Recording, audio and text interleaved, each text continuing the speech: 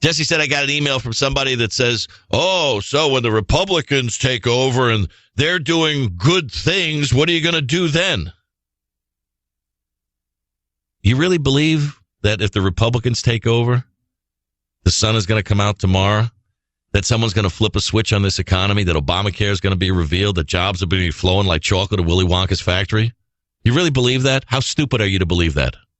Blind faith that you put in the belief that by electing a Republican as the president of the United States, or Republican control of the Senate, or Republicans retaining control of the House is somehow going to turn things around simply because of the ascension of the Republicans to the seats of power. What did the Republicans do when they had the power? What did the Republicans do when George Bush was the president and the Republicans had the Senate and the Republicans had the House? They doubled the debt from $5 to $10 trillion. That's what they did. Where were these people that are decrying debts and deficits now speaking up when George Bush was doing exactly what Barack Obama is doing? Only Obama is supersizing what Bush did. But Bush laid the foundation for Obama to spend because none of the Republicans were holding the Republicans accountable for spending when the Republicans were doubling the national debt. Well, you see that now that the Republicans are out of power, we have to go after the social issues like Planned Parenthood. Really? Now? Planned Parenthood now because Obama's the president?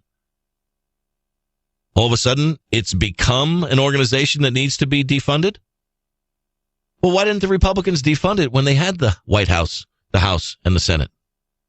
I asked that of Congressman Tom Price, Republican of Georgia, on the program.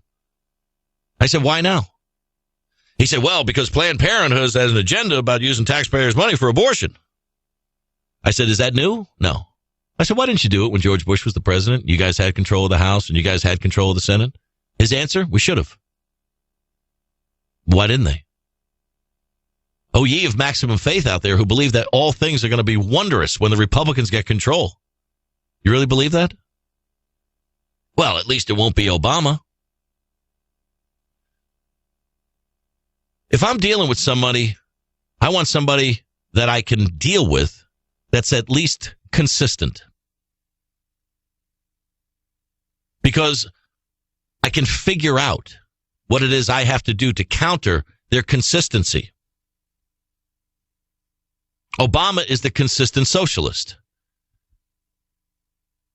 Deplete the resources of the soundest government in the world. Spend, spend, spend.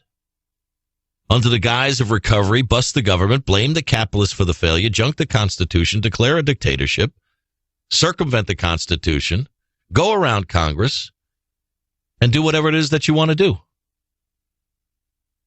But knowing that's who he was, who he is, and who he will be, at least lets me know what I'm dealing with. Whoopee, he's a socialist. What are the Republicans? Now, all of a sudden, they're fiscal conservatives.